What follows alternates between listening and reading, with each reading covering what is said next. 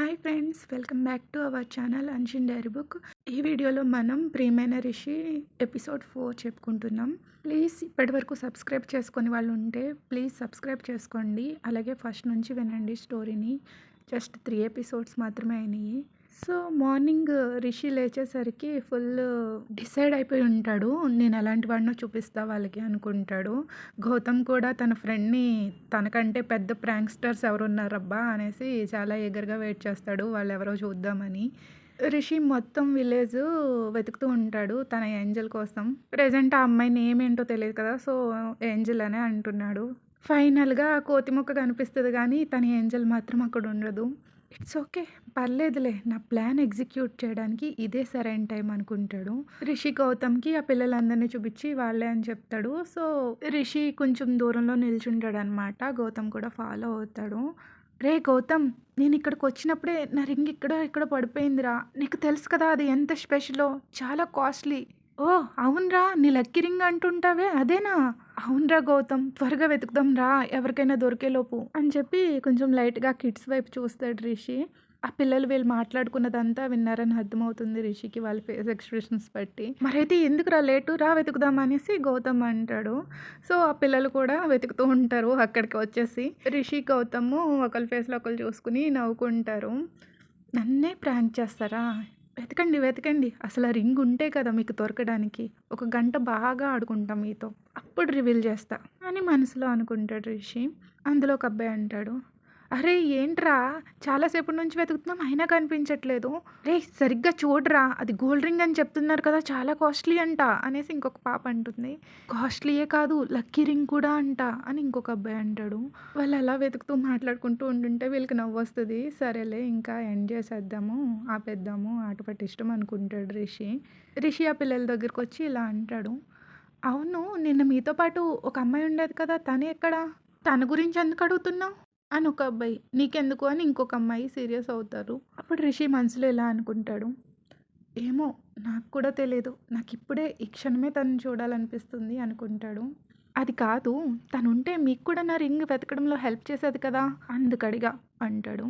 ఓ అక్క ఊరెళ్ళిందిలే, సాయంత్రం వరకు రాదు అని ఒక అబ్బాయి అంటాడు.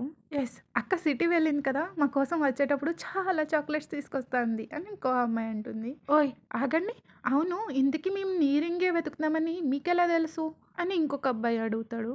ఆహా, ఎందుకంటే ఇది నా ప్రాంక్ కాబట్టి, నేను చేసిన ప్రాంక్ నాకెలా తెలియకుండా ఉంటుంది అని రిషి కొంచెం స్మిర్కిస్తాడు. వాళ్ళందరూ వెంటనే స్ట్రైట్గా లేచి నుంచుని నడుము మీదలు చేతులు పెట్టుకుని ఒకేసారి అంటారు, మా మీద ప్రాంక్ చేయడానికి నీకెంత ధైర్యం, ఉన్ను నీ పని చెప్తాం, నిన్ను అస్సలు వదలం అంటారు.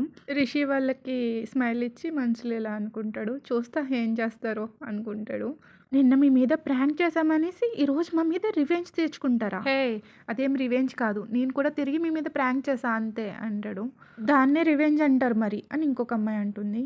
సర్లే అయితే మీరేమంటే అదే కరెక్ట్, చూద్దాం, మీరు ఖచ్చితంగా మా అందరికీ సారీ చెప్పేలా చేస్తాం అంటారు. నేను చూస్తా, పొండహే కోతి ముక్క అంటాడు. వాళ్ళు సీరియస్గా చూసి అక్కడ నుంచి వెళ్ళిపోతారు. రిషి కూడా పక్కకు వచ్చేసరికి గౌతమ్ ఇంకా స్టమక్ పట్టుకుని ఫుల్గా నవ్వుతూ ఉంటాడు. సూపర్ ప్రాంక్ రిషి, పాపం రా పిల్లలు. నిన్ను ఈ యాంగిల్లో చూసి ఎన్ని సంవత్సరాలు అవుతుందో తెలుసా? ఐ మీన్ ఇప్పుడంటే ఈ బిజినెస్తో ఇంత బిజీ అయిపోయావు, కానీ మన కాలేజ్ డేస్లో నీకన్నా పెద్ద ప్రాంక్స్టర్ ఎవరు ఉండేవాళ్ళు చెప్పు అంటూ గౌతమ్ నవ్వుతుంటే రిషి మనసులో అనుకుంటాడనమాట, థ్యాంక్స్ ఫర్ దట్ కోతిమూక అండ్ మా ఏంజల్ అనుకుని స్మైల్ ఇచ్చుకుంటాడు. మళ్ళీ తనకి తిరిగి ప్రాంక్ చేసే అవకాశం దొరికినందుకు చాలా సంవత్సరాల తర్వాత. కానీ ఆ ఏంజల్ని మిస్ అయ్యా. ఇట్స్ ఓకే రిషి, సాయంత్రం వస్తుందని చెప్పారు కదా, అప్పటి వరకు వెయిట్ చేయి అనేసి తను తానే కన్సోల్ చేసుకుంటాడు. రిషి మొబైల్లో మాట్లాడుతూ ఉంటే గౌతమ్ వచ్చి రిషి డోర్ దగ్గర వెయిట్ చేస్తూ ఉంటాడు, తను ఆఫ్ చేశాక మాట్లాడదామని. ఓకే ఓకే, నేను ఆ ఫైల్స్ అన్నీ మీకు సెండ్ చేస్తాను, టైంకి ఫినిష్ అయ్యేలా చూడండి అని చెప్పి కాల్ కట్ చేసేస్తాడు. ఇక్కడికి నువ్వు రెస్ట్ తీసుకోవడానికి వచ్చావు, వర్క్ చేయడానికి కాదు అని గౌతమ్ అంటాడు. ఐ నో యార్, కానీ ఇది ఇంపార్టెంట్ అంటాడు. Okay okay, always busy business man గారు అంటూ స్మైల్ ఇస్తాడు. ఆ తర్వాత రిషి, నాకు ఇక్కడ సిగ్నల్ సరిగ్గా రావట్లేదు, నేను బయటకు వెళ్ళి వర్క్ చేసుకోవాలి అనేసి తన ల్యాప్టాప్ ట్యాబ్ మొబైల్ అన్నీ తీసుకుని బయటకు వెళ్ళిపోతాడు. నువ్వు వస్తున్నావా అని రిషి అడుగుతాడు. లేదు, కొద్దిసేపు పడుకుని వస్తా అంటాడు గౌతమ్. అసలు నువ్వు రోజుకి ఎన్ని గంటలు పడుకుంటావు అదా! అదేం లేదురా. ఇందాక వాళ్ళని ప్రాంక్ చేయడానికి ఎర్లీగా లేచాం కదా! సో, నిద్రొస్తుంది అని గౌతమ్ అంటాడు. హ్మ్. నీతో ఆర్గ్యూ చేయడం నా వల్ల కాదు. కొద్దిసేపు పడుకొని అప్పుడే రా అనేసి రిషి బయటికెళ్ళిపోతాడు. బయట ఒక మంచి ప్లేస్ చూసుకుంటాడు రిషి వర్క్ చేసుకోవడానికి. సో, అక్కడ కూర్చుంటాడనమాట. అంతా చల్లగా, ప్రశాంతంగా ఉంటుంది. ఏ డిస్టర్బెన్స్ ఉండదు.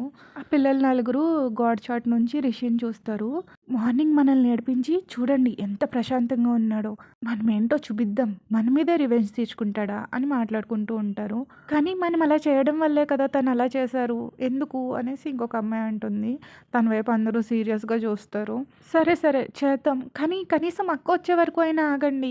ముందు మనం స్టార్ట్ చేద్దాము. ఈలోపు అక్క వచ్చేస్తుంది. టైం అయిపోతుంది కదా! అక్క వచ్చే టైం అనుకుని వాళ్ళ ప్లాన్ వాళ్ళు వేసుకుంటారు. రిషి ప్రశాంతంగా తన ల్యాప్‌టాప్‌లో ఏదో ప్రోగ్రామ్ డెవలప్ చేసుకుంటూ ఉంటాడు. కోడ్ రాసుకుంటూ. ఈలోపు తన షోల్డర్ మీద ఏదో మూవ్ అయినట్టు అనిపిస్తుందనమాట. రిషి దాన్ని ఏం పట్టించుకోడు. ఏదో ఆకేదో పడుంటుంది పైనుంచి చెట్టు మీద నుంచి అనుకుని. ఆ తర్వాత మళ్ళీ లెఫ్ట్ సైడ్ కూడా ఆర్మ్ మీద నుంచి పడుతూ ఉన్నట్టు అనిపిస్తుంది. ఏదో మూవ్ అయినట్టు. సేమ్ టైంలో ఎవరో పామ్ పామ్ పామ్ అని అరుస్తారు. రిషి బ్రెయిన్ అప్పుడు ఎలుగుద్ది. మమ్మీ అని లేసేస్తాడు గట్టిగా. రిషి భయపడ్డం చూసి ఆ పిల్లలందరూ రిషి ముందరకొచ్చి కొమ్ములు పెడతారు కదా! సో, బటకన వేళ్ళు ఫోర్ హెడ్ దగ్గర పెట్టుకుని ఎక్కిరిస్తూ ఉంటారనమాట. నాలుక బయటెట్టి మమ్మీ మమ్మీ మమ్మీ అంటని. రిషికి చాలా కోపం వచ్చేస్తుంది. సీరియస్లీ అదే నా ప్లేస్లో ఏ హార్ట్ పేషెంట్ ఉండుంటే వాళ్ళకి ఖచ్చితంగా హార్ట్ అటాక్ వచ్చేది. ప్రాంక్స్ చేయడానికి ఒక లిమిట్ ఉంటుంది అనుకుంటూ తన కోపాన్ని కంట్రోల్ చేసుకుంటాడు. వాళ్ళ వైపు సీరియస్గా చూస్తూ కింద చూస్తాడు. చూసేసరికి ఓహ్ గాడ్! తన ల్యాప్‌టాప్ అప్పటికే కింద పడిపోయి ఉంటుంది. రిషి అప్పటి వరకు తన కోపాన్ని కంట్రోల్ చేసుకుంటాడు కదా! అది చూడగానే ఇంకా బరస్ట్ అయిపోతాడు. వాళ్ళ మీద అరవడం స్టార్ట్ చేస్తాడు. అసలు మీ గురించి మీరేమనుకుంటున్నారు? దీన్ని ఎవరైనా ప్రాంక్ అంటారా? నేను నా ల్యాప్‌టాప్‌లో ఏదో ఇంపార్టెంట్ వర్క్ చేసుకుంటుంటే కానీ మీరు చూడండి మీ వల్ల నా ల్యాప్‌టాప్ పోయింది. అయినా మీకు ఇలాంటి ప్రాంక్స్ ఎవరు నేర్పించారు? వాళ్ళని అనాలి అని అరుస్తూ ఉంటే పిల్లలు తల దించేసుకుంటారు. ఈలోపు గౌతమ్ కూడా వచ్చి ఏంటా అని పక్కన నిల్చొని చూస్తూ ఉంటాడు. అదే టైంకి ఆ అమ్మాయి కూడా రావడం రిషి చూస్తాడు. కరెక్ట్ టైంకి వస్తుంది. చెప్తా తినికి కూడా క్లాస్ తీసుకోవాలి. ఇదిగో మీ గ్యాంగ్ లీడర్ కూడా వచ్చింది. అమ్మా నమస్కారం అమ్మా అంటాడు రిషి తనని చూసి. ఏమైందిరా ఎందుకు ఇంత సీరియస్గా ఉన్నావు అని గౌతమ్ అడుగుతాడు. అప్పుడు రిషి పిల్లలు చేసింది చెప్తాడు. అదే నేను హార్ట్ పేషెంట్ అయితే నా పరిస్థితి ఏంటి? అక్క మేమేం చేయలేదక్క. సరదాగా ప్రాంక్ చేద్దాం అనుకున్నాం అంతే. చూడండి వాళ్ళు చేసింది తప్పే. తెలియక చేశారు. వదిలేయొచ్చు కదా! వదిలేయాలా? ఇలా చూడండి వీళ్ళ వల్ల నా ల్యాప్‌టాప్ పోయింది. నేను చాలా ఇంపార్టెంట్ ప్రోగ్రామ్ ఒకటి చేస్తున్నాను. అది సేవ్ కూడా చేయలేదు. 4 అవర్స్ నుంచి చేస్తున్నా. మొత్తం పోయుంటుంది. ఇప్పుడు ఈ ల్యాప్‌టాప్ వర్క్ అవుతుందో లేదో కూడా తెలీదు. నేను దాన్ని రేపటికల్లా ఫినిష్ చేయాలి. ఇదంతా వాళ్ళ వల్లే జరిగింది. కానీ మీరు వాళ్ళని సింపుల్‌గా వదిలేయండి అంటున్నారు. అసలు మిమ్మల్ని ఏమనాలి? అని సీరియస్ అవుతాడు అరుస్తూ. చూడండి వాళ్ళు చేసింది పెద్ద తప్పే కాదు అనట్లేదు. దానికోసం ఎందుకు ఇలా అరుస్తున్నారు? ల్యాప్‌టాప్ అంటే అదొక వస్తువు. దాన్ని తిరిగి ఫిక్స్ చేసుకోవచ్చు. అలాగే ఆ ప్రోగ్రామ్ మీకు ఆల్రెడీ ఐడియా ఉండే ఉంటుంది కదా! అదేంటో? జస్ట్ ఒక ప్రోగ్రామ్ గురించి పిల్లల్ని ఎందుకు అలా అరుస్తున్నారు? అంటుంది. అది విని రిషికి ఇంకా కోపం పెరిగిపోతుందనమాట. ఏంటి జస్ట్ ప్రోగ్రామా? అసలు ఏమనుకుంటుంది తిను? ఏంటి జస్ట్ ల్యాప్‌టాప్, జస్ట్ ప్రోగ్రామునా? అయినా నీకులాంటి చదువు సంధ్యలు లేకుండా ఊరి మీద ప్రాంక్స్ చేసుకుంటూ తిరిగే అమ్మాయిల దగ్గర నుంచి ఇలాంటి ఆన్సర్సే వస్తాయి. నీకేం తెలుసు వాటి వాల్యూ? అని రిషి అరవగానే తన కళ్ళల్లోంచి నీళ్లు తిరిగిపోతూ ఉంటాయి గిర్రంటని. ఇంకా రిషి చూడలేక అక్కడి నుంచి వెళ్ళిపోతాడు. షిట్ రిషి ఏం చేసావు? ఎందుకు ఏంజెల్‌ని ఏడిపించావు? అంటూ తన ఇన్నర్ వాయిస్ మాట్లాడుతూ ఉంటుంది లోపల. తన హార్ట్ ఏమో ఏదో చాలా పెయినింగ్‌గా అనిపిస్తుంది. ఆ కన్నీళ్ళు గుర్తొస్తూని. రిషి గట్టిగా ఒక పంచ్ ఇస్తాడు వాల్‌కి. ఏం చేసావు రిషి? పిల్లలు జస్ట్ ప్రాంక్ చేశారు అంతే అని ఒక సైడ్ అంటుంటే ఇంకొక సైడ్ ఏమో కానీ దానికి ఒక లిమిట్ ఉంటుంది కదా! వాళ్ళ వల్ల నా ల్యాప్‌టాప్, నా ప్రోగ్రామ్ 2 పోయినాయి. అయినా నా కోపాన్ని నేను ఎందుకు కంట్రోల్ చేసుకోలేకపోయాను. అది కూడా తన మీద అరిచా. పాపం తనకి అక్కడ జరిగిన దానికి అసలు సంబంధమే లేదు. తను నా వల్ల కన్నీళ్ళు పెట్టుకుంది. ఓహ్ గాడ్! అనుకుంటూ ఉంటాడు. గౌతమ్ ఆ అమ్మాయితో మాట్లాడతాడు. సారీ యాక్చువల్‌గా తను అలాంటి వాడు కాదు. తన ఫస్ట్ ప్రిఫరెన్స్ తన ఫ్యామిలీకి ఇస్తే సెకండ్ ప్రిఫరెన్స్ బిజినెస్‌కి ఇస్తాడు. ఆ 2 విషయాల్లోనే తను కంట్రోల్ చేసుకోలేడు. ఏమైనా జరిగింది జరిగితే ఇలాగే రియాక్ట్ అవుతాడు అని చెప్తాడు. ఇప్పుడు ఆ అమ్మాయి ఇలా అంటుంది. It's okay.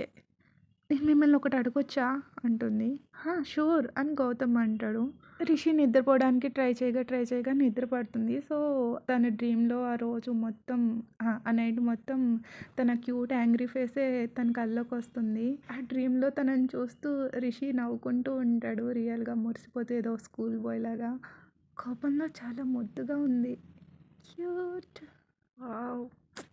తను నిజంగానే ఏంజెల్‌లా ఉంది. కానీ నువ్వు తనతో ఫైట్ చేసావు రిషి. ఇప్పుడు ఏం చేయాలి రిషి? తనకి సారీ చెప్పాలి. అలా నిద్దట్లోనే డ్రీమ్సు, ఆలోచనలు అన్నీ తన గురించే అనమాట ఆ నైట్ మొత్తం. రిషి తర్వాత రోజు మార్నింగ్ లేచేసరికి చాలా ఫ్రెష్‌గా ఒక రకమైన ఫీలింగ్ ఉంటదనమాట. చాలా బాగా అనిపిస్తదది. మేబీ నైట్ అంతా ఆ అమ్మాయి గురించే డ్రీమ్ రావడం వల్లో ఏమో మరి ఇప్పటివరకు అలాంటి డ్రీమ్స్ వచ్చుండవు. సో, సడెన్‌గా నిన్న ఇన్సిడెంట్ గుర్తొస్తదనమాట తనతోటి. వెంటనే మూడ్ ఆఫ్ అయిపోయినట్టు అయిపోతాడు. ఈరోజు ఎలా అయినా సరే తనకి సారీ చెప్పాలి అనుకుని డిసైడ్ అవుతాడు. తను సారీ ఎలా చెప్పాలా అని ఆలోచించుకుంటూ ఉండగా ఒక వాయిస్ వినిపిస్తుంది కింద నుంచి. అది వినగానే చాలా హ్యాపీ ఫీల్ అవుతాడు. వావ్! ఆ ఏంజెల్ వాయిస్. వాట్? రిషి ఏం ఆలోచిస్తున్నావు? నా ఏంజెల్ ఏంటి? అనుకుంటాడు. తన వాయిస్ వినిపిస్తూ ఉంటుంది పైకి. వెంటనే మంచం మీద నుంచి జంప్ చేసేస్తాడు బ్లాంకెట్ పక్కకు జరిపేసుకొని. Something wrong Rishi. తనలో ఏదో మ్యాజిక్ ఉంది. నిన్ను చాలా చేంజ్ చేసేసింది. అండ్ తన వాయిస్ నేను ఫస్ట్ టైం విన్నా. తనని ఫస్ట్ టైం చూడగానే తన వాయిస్ ఎలా ఉంటుందో తను నోరు తెరిస్తే బావుండు అని చూసా. కానీ నిన్న తను నీ దగ్గరకొచ్చి మాట్లాడితే నువ్వు తన మీద అరిచావు. కోప్పడ్డావు. పాపం ఎంత హర్ట్ అయిందో కన్నీళ్ళు కూడా పెట్టుకుంది అని మనసులో తన గురించి ఆలోచిస్తూ స్టెప్స్ దిగుతూ వస్తాడు. అసలు తను ఇక్కడికి ఎందుకు వచ్చిందా అన్నట్టు. నానమ్మ నానమ్మ ఎక్కడున్నావు? అరే నేను ఇక్కడే ఉన్నానమ్మా, ఎందుకు అంత గట్టిగా అరుస్తున్నావు? ఈ బ్యాగ్ ఏంటి అని గ్రాని అడుగుతుంది. తను అప్పుడు కిందకి దిగిన రిషిని చూస్తుంది. రిషికి అర్థమైపోతుంది తను వచ్చింది గ్రాని కోసం కాదు తన కోసం అని. సో తనకి వినిపించేలాగా తను రావాలనే గట్టిగా అరిచిందని అర్థమవుతుంది. ఏం లేదు నానమ్మ, ఇటు నుంచి వెళ్తున్నా, నిన్ను చూసి చాలా రోజులైంది కదా, ఒకసారి చూసి వెళ్దామని అంటుంది. ఓ అవునా, సో స్వీట్ యాపిల్. సరే కూర్చో, నేను వెళ్ళి కాఫీ తీసుకొస్తా, నీకు ఇష్టం కదా అంటుంది. ఓకే నానమ్మ అంటుంది. గ్రాని లోపలికి వెళ్ళగానే రిషి తనతో మాట్లాడదామని తనకి సారీ చెప్దామని నోరు తెరబోతాడు. ఈలోపు తను వచ్చి తన చేతిలో బ్యాగ్ పెడుతుంది. రిషి క్వశ్చన్ మార్క్ ఫేస్ వేసి తన వైపే చూస్తాడు. ఆ తర్వాత కళ్ళతో సైక్ చేస్తుంది ఓపెన్ చేసి చూడు అని. రిషికి ఏవేవో ఆలోచనలు వచ్చి ఫుల్ భయమేస్తుంది. నిన్ను అరిచాడు కదా, సో రివెంజ్ తీర్చుకోవడానికి ఎక్కడ రియల్ స్నేక్ని తీసుకొచ్చి ఆ బ్యాగ్లో పెట్టిందో అనుకుంటాడు. రిషి భయపడుతూ ఎక్స్ప్రెషన్స్ ఇస్తూ తల అడ్డంగా ఊపుతాడు. తనేమో అంటూ ఓపెన్ చేయమని సైక్ చేస్తుంది మళ్ళీ. ఓకే ఫ్రెండ్స్, కంటిన్యూషన్ నెక్స్ట్ ఎపిసోడ్లో చెప్పుకుందాం. ఎలా ఉంది ఇంతకీ ఆ అమ్మాయి, ఐ మీన్ యాపిల్ తీసుకొచ్చిన బ్యాగ్లో ఏముందో. ఓకే, మీకు కనుక ఈ ఎపిసోడ్ నచ్చితే లైక్ చేయడం మర్చిపోకండి. Please like, share, subscribe. Thank you for listening. రిషికి ఆ యాపిల్ నేమ్ ఏంటో నెక్స్ట్ ఎపిసోడ్లో తెలుస్తుంది. Okay, bye bye.